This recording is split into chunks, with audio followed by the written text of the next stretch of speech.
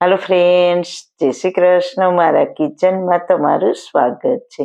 જો મિત્રો તમારે વ્રત કે ઉપવાસમાં બિલકુલ ઓછા તેલમાં અને સાથે હેલ્ધી અને નવું કંઈક ખાવું હોય તો આજે હું ઝટપટ બની જતી રેસીપી તમારી સામે શેર કરીશ. તો તમારે શક્કરિયાને ના બાફવાની ઝંઝટ કે નહીં શેકવાની ઝંઝટ, ફટાફટ ફક્ત 10 જ મિનિટમાં બની જતી શક્કરિયાની નવી ફરાળી રેસીપી બનાવીશું. તો ચલો બનાવવાનું સ્ટાર્ટ કરીએ.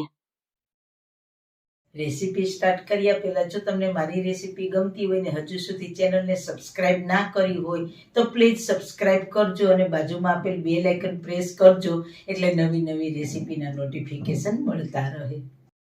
વાળના તમામ પ્રકારના પ્રોબ્લેમ સોલ્વ કરતું આયુર્વેદિક તેલ જે અમે લોકો ઘરે જાતે તૈયાર કરીએ છીએ, કોઈ કેમિકલ્સના ઉપયોગ વગર, બિલકુલ નેચરલ છે. ઘણી આયુર્વેદિક જડીબુટી ભેગી કરી આ આયુર્વેદિક તેલ તૈયાર કરવામાં આવે છે. જો તમારે ખરીદવું હોય તો તેના ઓર્ડર અમે લઈએ છીએ. ઓર્ડર કન્ફર્મ કરવા માટે વોટ્સએપ નંબર સ્ક્રીન ઉપર જોઈ શકો છો. જો તમારે આ તેલનો પૂરો વિડીયો જોવો હોય તો તમને આ ચેનલ પર મળી જશે અને ડિસ્ક્રિપ્શન બોક્સમાં લિંક પણ મૂકેલી છે.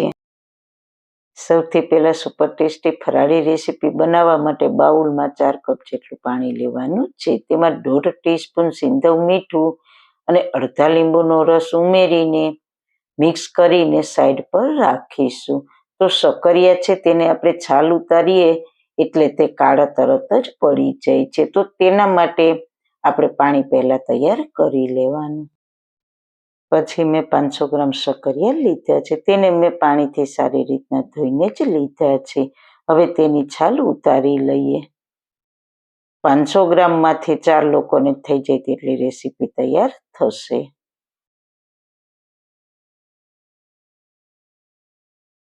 હવે તેને છીણી લઈશું અને આવી મોટા ઓલવાળી ખમણીથી છીણીશું તો મોટા મોટા ચિપ્સ જેવું થશે.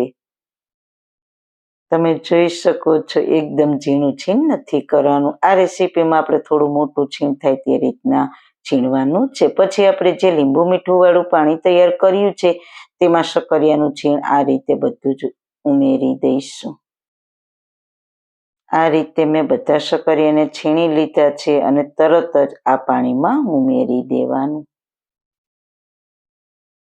હવે અડધો કપ સિંગદાણાને મીડિયમ ગેસની ફ્લેમ ઉપર શેકી લઈશું. આ રીતના સતત હલાવતા રહીશું એટલે સિંગદાણા ક્રિસ્પી થઈ જશે. આ રીતના ફોતરાને અલગ કરીએ તો તે થઈ જાય છે. હવે ગેસની ફ્લેમ બંધ કરીને તેને પ્લેટમાં લઈને ઠંડા કરીને ફોતરા ઉતારી લઈશું. સિંગદાણા ઠંડા થઈ ગયા છે તેને ફોતરા કાઢીને તેને મિક્સર જારમાં અધકચરા ક્રશ કરી લઈએ. હવે જે છીણ આપણે તૈયાર કર્યું હતું તેને પાણીથી ધોઈને તેને હળવા હાથે આ રીતના નીચોવીને તેને કાણાવાળા વાસણમાં કાઢી લઈશું. એટલે પાણી રહી ગયું હોય તે નીતરી જાય.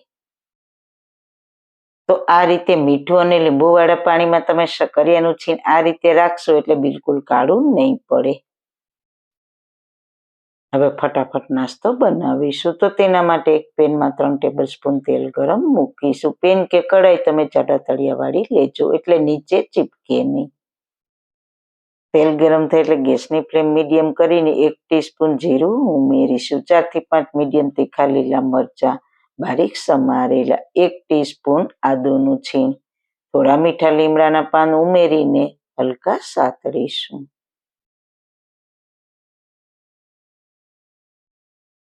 હલકા સતળાઈ જાય એટલે 1 ટેબલસ્પૂન સફેદ તલ ઉમેરીશું. જો તમે વ્રતમાં તલ ના ખાતા હો તો સ્કીપ કરી દેવાના.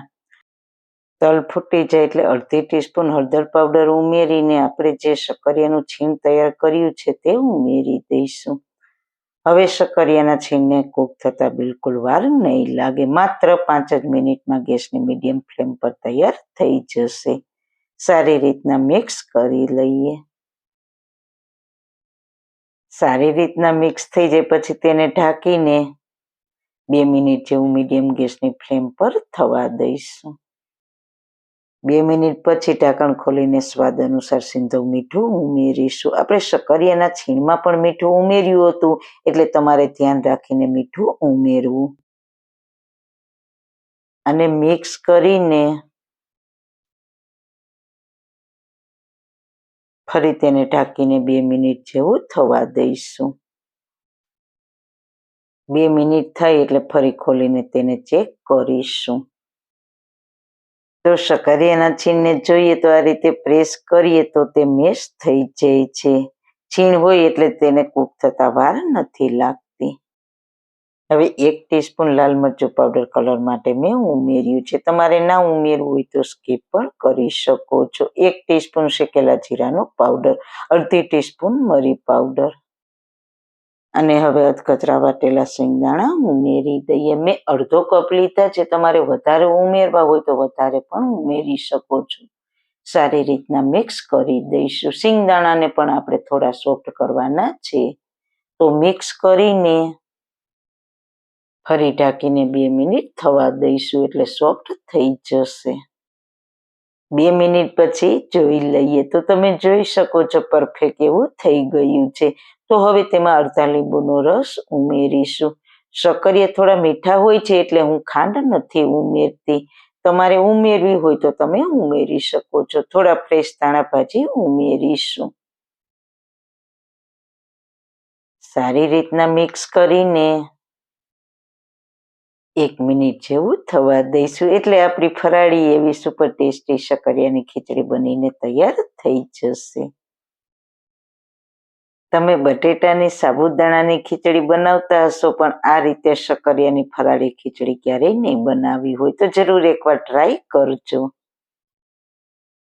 ઘરમાં નાનાથી લઈને મોટા સુધી બધાને ભાવશે. તો સર્વિંગ પ્લેટમાં દહીં સાથે સર્વ કરીશું તો ખૂબ જ ટેસ્ટી લાગશે.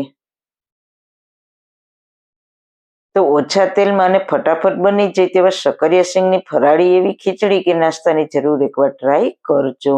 સારું ખાઓ, ખુશ રહો. આવી સરસ રેસીપી જોવા માટે તમારો ખૂબ ખૂબ આભાર. મારી રેસીપીને લાઈક કરજો, શેર કરજો, મારી ચેનલને સબસ્ક્રાઈબ કરજો. ફરી મળીશું એક નવી જ રેસીપી સાથે. ત્યાં સુધી બધાને મારા જય શ્રી કૃષ્ણ.